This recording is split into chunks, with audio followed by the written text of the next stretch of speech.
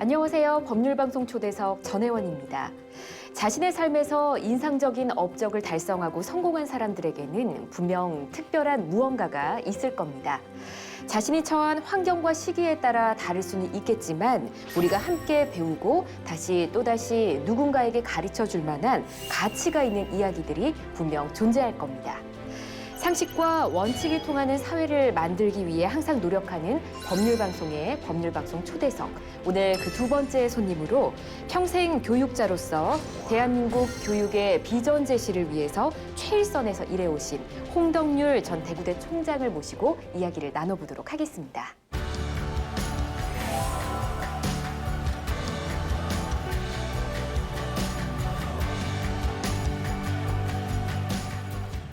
총장님 안녕하세요. 네, 안녕하세요. 네. 정말 교육자로서의 그 네. 한 길만을 쭉 걸어오신 분만이 가질 수 있는 그런 포스라고 할까요? 아, 그래요? 그런 점이 좀 느껴집니다. 감사합니다. 네, 오늘 이렇게 귀한 시간 함께 해주셔서 진심으로 감사드리고요. 네. 평생을 교육자로서 살아오셨는데요. 네. 어렸을 적 꿈은 어떤 꿈을 가지고 계셨을까요? 어렸을 때 꿈이요. 네. 그때는 뭐 막연했겠지만 그냥 선생님, 교육자가 되고 싶다는 게 꿈이었고요. 이제 좀 자라면서 네. 제가 사실은 특별히 할 줄 아는 게 별로 없었어요. 뭐 음악, 미술, 또 운동, 체육 뭐 잘 못하니까 오로지 제가 그나마 편했던 것이 책 보는 거였어요. 책 보는 걸 좋아했어요. 네. 그러다 보니까 이제 연구하는 직업 혹은 가르치는 직업, 학자 이런 막연한 이제 그런 생각을 갖고 자랐죠. 근데 이제 그 중에서도 예. 그냥 가르치는 것이 아니고 지식을 가르치는 것이 아니고 요즘 말로 하면 참교육이라고 할까? 좀 제대로 잘 가르치고 싶다. 왜냐하면 이거는 이제 제 어릴 때 경험이 좀 있어요. 네. 뭐냐면 어릴 때 초등학교 시절이었는데 그때 참 제가 안 봤으면 좋았을 몇 가지 경험이 있는데 어떤 경험일까요? 그때 선생님이 예. 그때 이제 학급에 반 학생들이 많았는데 네. 과외를 시켰어요. 선생님께서 과외를 시켰는데 그 과외 받는 학생들이 시험 문제를 미리 알고 있었던 거예요. 아, 그렇군요. 이걸 제가 우연히 목격했어요. 예. 그때 이제 제가 선생님 그리고 어른들 학교에 대해서 그 받았던 상처 충격이 너무 컸어요. 이래서 되는가 어린 마음이었지만 이래서 되는가라는 생각을 갖게 됐고 예. 그래서 이제 제가 교육자가 되거나 선생님이 되면 이런 일은 없어야 된다. 학교에서 부모의 경제력 때문에 학생들이 차별받거나 상처받거나 이런 것은 없어요. 이런 생각을 갖게 됐던 예. 거고요. 고등학교 들어가서도 이제 제 형님들 중에서 네. 대학에 합격해놓고 등록금을 마련하지 못해서 못 다닌 형제들이 있었어요. 예. 그런 걸 이제 제가 사춘기 때 보면서 그것도 많이 힘들었어요. 이래서는 안 된다. 네. 그때는 이제 대학에 진학하는 학생 퍼센테이지가 적었었는데 참 공부를 하고 싶어 했고 그리고 합격까지 했는데 어쨌든 형편이 안 돼서 공부를 계속 못하는 네. 이건 제가 볼 때는 우리 집안의 비극이 아니라 이건 학교, 교육, 이 사회의 문제다 이렇게까지 생각을 했어요. 그래서 이런 일은 없어야 된다. 네. 그리고 어떻게 해야 이런 일을 없앨 수 있을까라고 하는 어떻게 보면 그런 문제의식이랄까? 네. 이런 거를 가지게 됐고 그런 걸 실천할 수 있는 어떻게 해볼 수 있는 그런 교육자, 그런 학자가 되고 싶었다고 할까요? 그런 게 있었죠. 이렇게 뭐 어렸을 때 안 좋은 기억들이 있어서 정의로운 교육자가 돼야겠다, 뭐 네. 참교육자가 돼야겠다 이렇게 생각하셨다고 하셨는데 뭐 그래도 우리가 어린 시절 돌아보면 항상 즐겁고 행복한 기억도 있지 않습니까? 물론이죠. 어떤 기억들이 있으실까요? 제가 어려운 형편에서 공부하다 보니까 네. 중학교 다닐 때는 제가 신문 배달도 했어요. 뭐 새벽 4시에 일어나서 예. 땀을 뻘뻘 흘리고 새벽에 신문 배달을 하고 학교 가면 이제 너무나 새벽에 일어나니까 네, 진이 피곤했을 다 것 빠지니까 같아요. 네. 뭐 졸고 그랬어요. 어. 근데 이제 방과 후에는 또 수금이라는 걸 해요. 배달한 그렇죠. 그 수금을 하는 거예요? 그렇죠. 예. 배달한 학생이 예. 직접 이제 수금이라는 것도 해요. 그러다가 우연히 길에서 금국지 동네니까 네. 선생님을 만났어요. 참 그때 얼마나 부끄럽고 창피했는지 몰라요. 그러셨어요. 학생들, 내 친구들한테도 다 숨기고 했었으니까. 근데 어쨌든 그게 약간 소문 나가지고 예. 제가 그 선생님을 지금도 잊을 수가 없어요. 예. 아주 엄격하고 인자하시기도 한 선생님이셨는데 키가 자그마하신 국어 선생님이셨어요. 중학교 때 얘기예요. 네. 하루는 저를 부르셨어요. 방과 후에. 교무실을 찾아갔더니 이분이 다른 얘기 없이 등록금을 내주셨어요. 그때 이제 등록금을 제때 못 내가지고 예. 늘 선생님한테 잔소리도 듣고 그때는 뭐 선생님이 그런 것도 막 챙겼어요. 네. 야단도 치고 독촉도 하고 참 지금 생각하면 참 학교 현장이 그래서는 안 되는데 요즘 많이 좋아졌잖아요. 그죠. 그래서 어쨌든 그 선생님이 그 어린 나이에 부끄럽기도 했지만 저한테 용기를 주시고 네. 격려도 주시고 하셨던 그 장면이 평생 남아 있어요. 그래서 저도 이제 어차피 이제 꿈이 교육자, 학자가 되고 싶은 꿈이 한켠에 있었으니까 네. 저도 이제 교육자가 되면 그 일에 이제 학생들을 가르치고 만나면 저런 선생님이 돼야 되겠다 이런 생각을 갖게도 됐고 또 하나는 고등학교 때 기억인데 고등학교 때요? 네. 저는 고등학교 때 그 교육을 참 잘 받았다고 지금도 자긍심을 갖고 있어요. 어떤 뭐냐면 교육일까요? 학교의 방침이 그랬어요. 양심 교육이라고 하는 것이었어요. 양심 교육이요? 와. 그래서 그 학교의 그 슬로건이 예. 학식은 사회의 등불이고 양심은 민족의 소금 이렇게 돼 있었어요. 그럼 아직까지 기억하시네요. 그럼요. 그거는 이제 그 학교 동문들이 다 자랑스럽게 생각하는 그 철학이에요. 교육 철학이에요. 예. 양심 교육의 한 표현이 뭐냐면 이 무감독 시험이었어요. 무감독 시험이요? 그러니까 네. 학생들이 이제 시험을 보잖아요. 기말고사도 있고 뭐 중간고사도 있고 시험이 네. 있잖아요. 그러면 선생님이 들어오셔가지고 시험지를 다 나눠주시고 나가세요. 그럼 자율적으로. 자율적으로. 그리고 이제 한 시간이 끝나기 직전에 들어오셔가지고 네. 시험지를 걷어가세요. 그럼 시험 보는 시간 동안에는 감독이 없어요.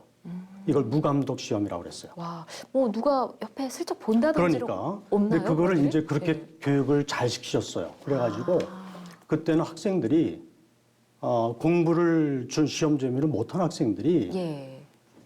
백지를 내고 나가더라도 컨닝을 안 했어요. 멋지네요. 네.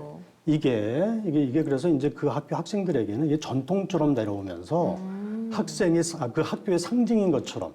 야. 그래서 이 상징, 이 자랑은 누구도 깰 생각을 안 했어요. 그래서 뭐 심지어 저뿐만이 아니고 저도 사실은 고등학교 그렇게 졸업하고 예. 대학교 가보니까 대학교에서도 시험 있잖아요. 예. 대학교 시험 볼 때 주위의 학생들이 다 컨닝하는 거예요. 대학교 때 다는 아니지만 그런 사람들 많죠. 여러 학생들이 컨닝을 해요. 네. 근데 그게 이제 저로서는 도저히 그 이해가 안 가고 동의가 안 되고 네. 이게 불편한 거예요. 예. 그래서 이제 아마 저랑 같은 고등학교를 나온 학생들은 어디를 가서라도 그렇게 못했을 거예요. 맞아요. 네, 그래서 이제 제가 그때 느낀 것은 예. 야 이게 청소년기에 한참 자라는 이 나이에 어떤 교육을 시키느냐가 그 학생의 평생을 결정한다. 평생의 가치관, 인생관, 행위, 태도 이런 것들을 결정한다. 예. 그래서 이제 이 자랄 때 초, 중, 고등학교 교육이 그래서 중요한 거예요. 네. 그때 이제 인성 교육도 해야 되고 여러 가지 교육을 해야 되는데 어쨌든 저는 중학교, 고등학교 때 이제 그런 좋은 선생님, 네. 좋은 학교에서 공부하면서 상당히 지금도 좋은 기억이 있고 비록 어렵게 자라긴 했지만 그 어려운 건 중요한 게 아니에요. 네. 예, 그건 중요한 게 아니고요. 너무나 그 시절이 참 제가 교육을 잘 받았다 이런 생각을 지금도 갖고 있어요. 대학원 과정을 마치고 이제 대구대학교 교수로 부임을 하신 거잖아요. 맞아요. 네. 근데 대구대학교가 사립대학교로 알고 있거든요. 그렇습니다. 대구와 인연이 원래 있으셨던 건가요? 전혀 없죠. 제가 이제 인천에서 태어나서 예. 서울에서 공부하고 부모님은 황해도 분들이고 하니까 그러니까요. 예. 서울, 인천을 빼놓고는 다 객지예요.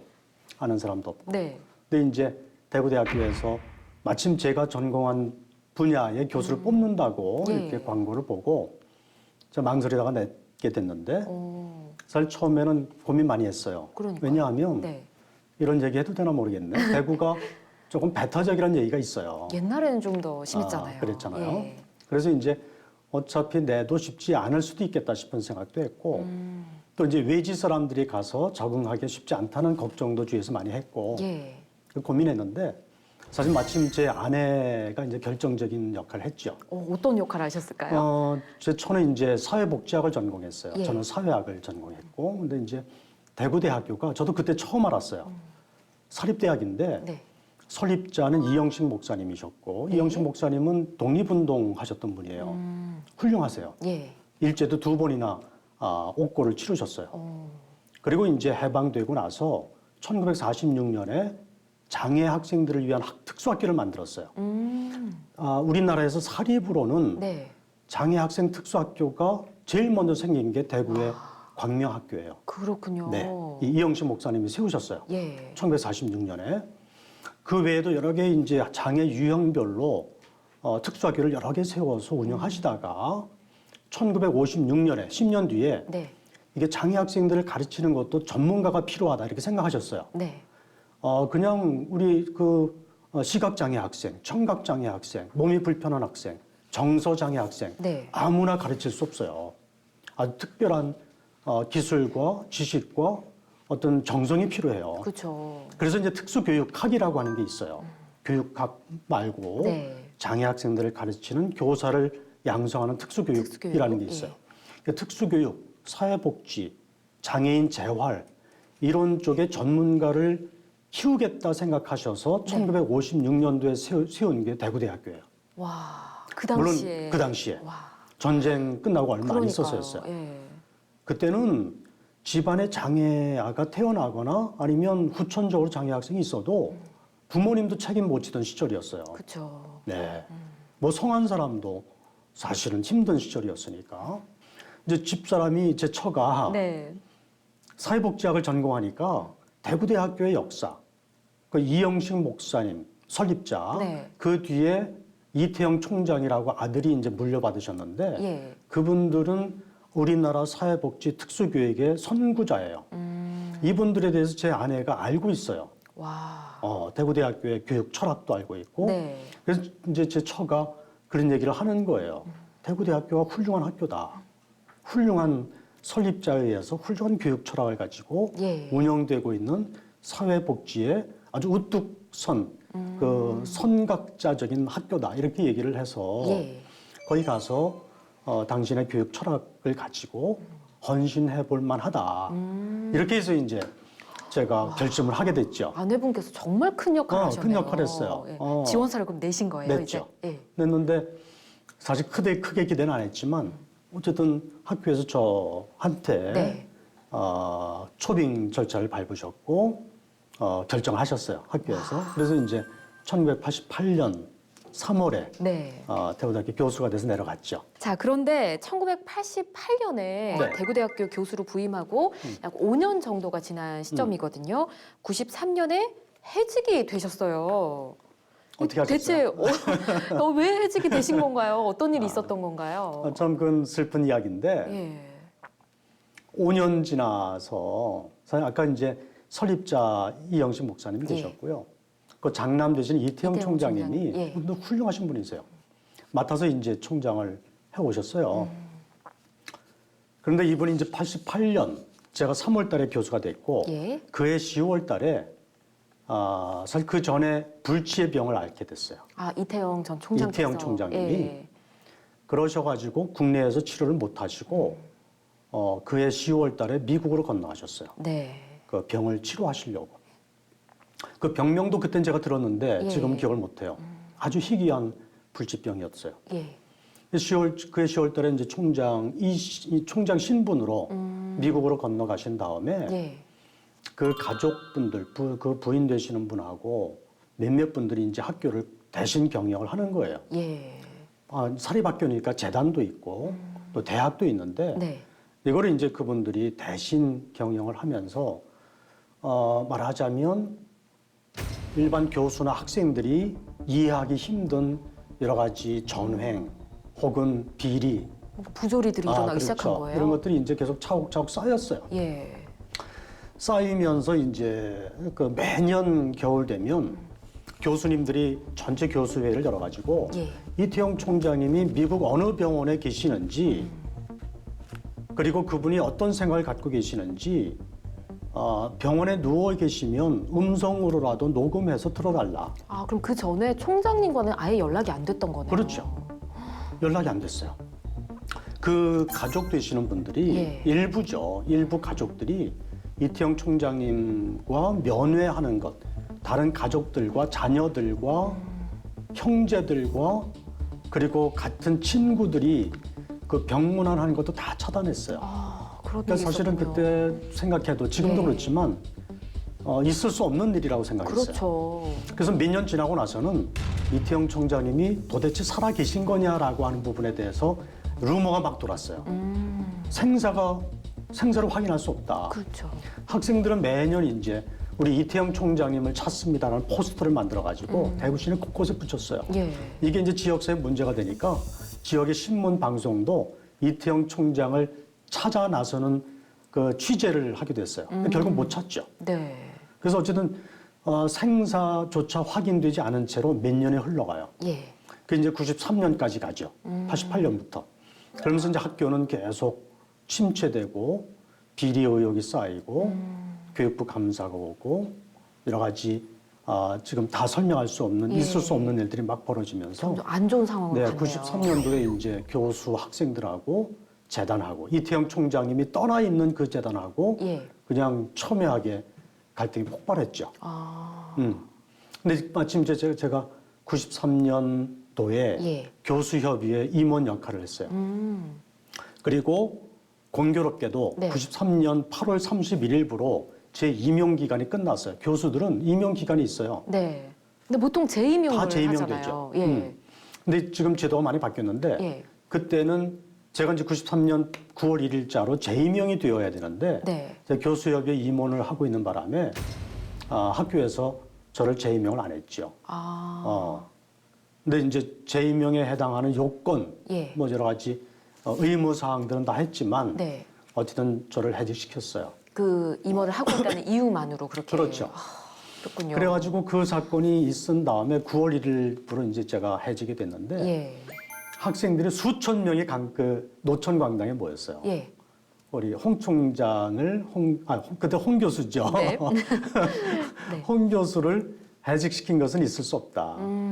그래서 저는 그때 감격했어요. 학생들이 뭐 손팻말을 네. 교수님 사랑해요. 뭐 또 교수님 저희들이 책임질게요라고 하면서 학생이 수천 명이 모여가지고 93년도에요. 예. 더 감동이셨을 것 같아요, 감동이었어요. 진짜. 그래서 이제 저는 어쨌든 해직이 돼서 거기 예. 고향도 아니니까 떠나려고 처음에 마음을 먹었었는데 교수님들이 네. 저도 모르는 교수님들이 그날부로 그냥 철야는 웅성을 시작했어요. 교수님들까지 네. 이제 네. 연임해야 된다 이렇게. 네. 그러셨군요. 부당하다 해가지고. 예. 그래가지고 그날부터 시작해가지고 189일 동안 철야는 웅성을 계속했어요. 교수님들이 돌아가면서. 189일은 6개월 이상 아닌가요? 6개월, 6개월 이상이죠. 그 중간에 추석도 있었고 크리스마스도 있었고 신정, 구정, 설날 다 있었는데 네. 하루도 농성장을 비우지 않고 그냥 189일 동안 철야 농성을 했어요. 그러면서 이제 저는 해직이 됐으니까 예. 그 교수님들이 매달 돈을 걷어가지고 한 달에 200만 원씩 저한테 생활비를 걷어줬어요. 선금으로. 교수님들께서요? 교수님들이. 그러면서 저한테 떠나지 마라. 네.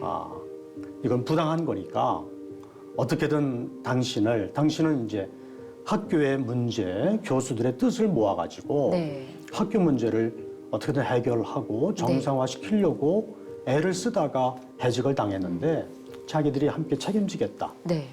이렇게 해서 이제 제가 떠나지 못하고 교수님들 그리고 참 전 그때 눈물 많이 흘렸어요. 감격해서 슬퍼서가 아니고 우리 학생들이 이제 저를 어떻게든 해내겠다고 네. 그래서 이제 그 학생들하고 교수님들하고 같이 예. 학교를 정상화시키기 위한 일을 6개월 동안 했죠. 하고 근데 나서 그 당시에 그럼 이제 원래 떠나려고 생각하셨다가 네. 우리 네. 학생들과 교수님들의 이 진정어린 마음을 보고 마음을 다시 접으신 거잖아요. 그랬죠. 그러면 학교에 일단 남아야 되니까 그렇죠. 총장님께서도 어떤 노력을 또 하셨을 것 같은데요. 그러니까. 네. 그래서 이제 그때 제가 교수협의회 임원 역할을 공식 임원은 아니지만 예. 그 농성하고 있는 분들, 남아있는 교수협의회 임원분들, 학생들 예. 하고 같이 그때 이제 교육부도 찾아가고 심지어 청와대도 찾아가고 그때 이제 김영삼 대통령 정권 첫 해였어요. 93년도가. 네. 그래서 그때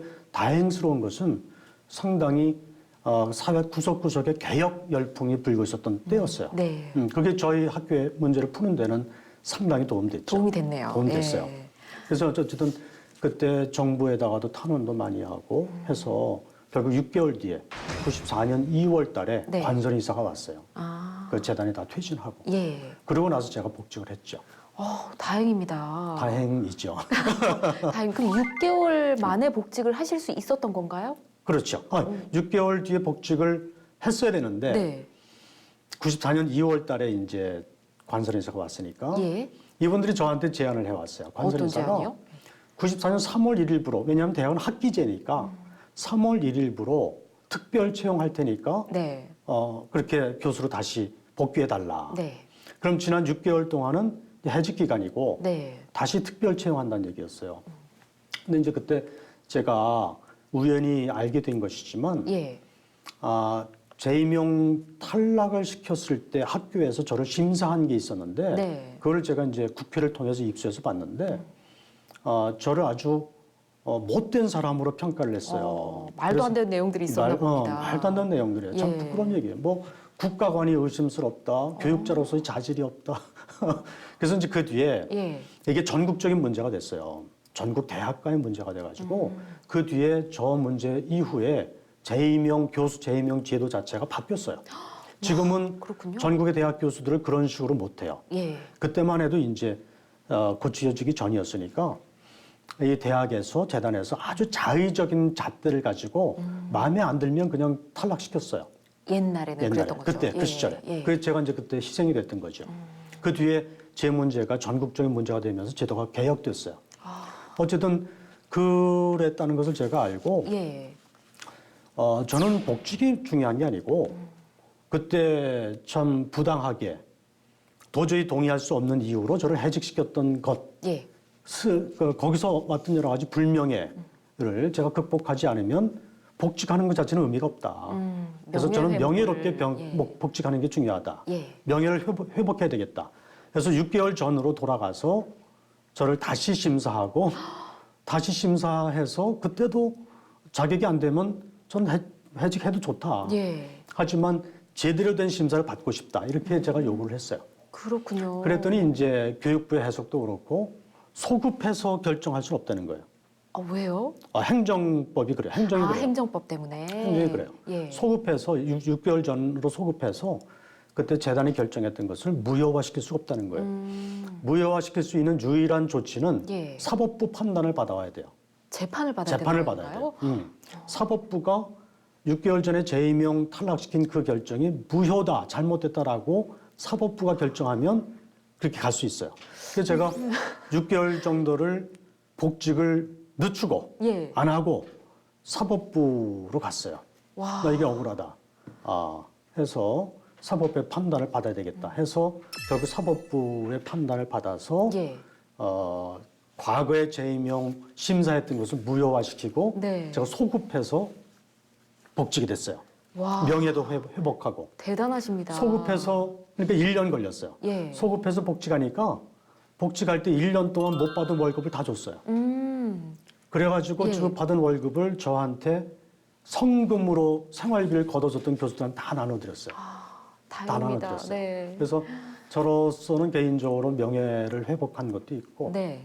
지금 제가 쭉 학교에 서류를 떼보면 네. 해직했던 기록이 안 나와요.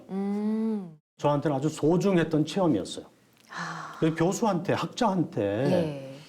명예보다 더 중요한 게 어딨냐. 뭐 내가 교수직을 하면서 네. 월급을 받고 안 받고는 그건 둘째 문제고 명예를 실추받은 상태에서 그거는 의미 없다. 네. 전 그때 젊은 나이에 그렇게 생각을 했어요. 좀 좀 고집스럽죠.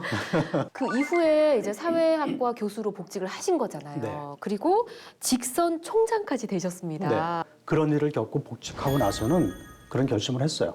저는 대구대학교와 함께 하겠다. 네. 이 학생들 그리고 함께 고생한 이 교수님들과 함께 하겠다. 이런 생각을 가지고 네. 사실은 15년 동안 쭉 교수 생활을 했어요. 예. 하니까 이제 2009년도 돼서 그때 제가 52살, 52 정도 됐을 그것은 젊은 나이죠. 네. 젊은 나이였는데 여러 교수님들이 저한테 총장에 나서라고 얘기를 했죠. 저는 사실은 이게 무모한 일이다 이렇게 생각을 하고 생각은 네. 안 했지만 어쨌든 많은 분들이 그렇게 부추기셔서 네. 결국 결심을 하게 됐어요. 적극 추천을 받으신 거죠. 예. 그래서 지역사회에서도 아무리 그래도 대구와 경북은 좀 연고주의가 좀 세요. 예전엔 더 심했잖아요. 그랬어요. 좀 강해요. 네. 뭐 동문 찾고 고향 찾고 뭐 집안 찾고 이런 네. 거예요. 지연 이게 좀 문화가 강해요. 이런 그 대구에서 투표로 한다는 게 이게 쉽지 않다. 그렇죠. 그래서 걱정해 주는 분들이 많았어요. 예. 근데 도전을 했고 참 고맙게도 당선이 됐죠. 예. 그래서 사실은 그때 신문이나 언론에서 제가 당선된 기사에서 기적이다. 네. 뭐 이변이다. 이렇게 쓴 기사들도 있을 정도였어요. 아. 다들 놀랬죠. 그렇군요. 네, 홍덕률 전 총장님의 삶의 이야기를 들으니까 힘든 역경 속에서도 정도를 걷는 큰 교육자로서의 모습이 바로 이런 모습이구나 하는 생각이 들었습니다. 다음 시간에는 홍덕률 전 총장님께서 대학 현장에서 펼친 교육 정책을 주제로 시청자 여러분 찾아뵙도록 하겠습니다. 함께해 주신 여러분 고맙습니다.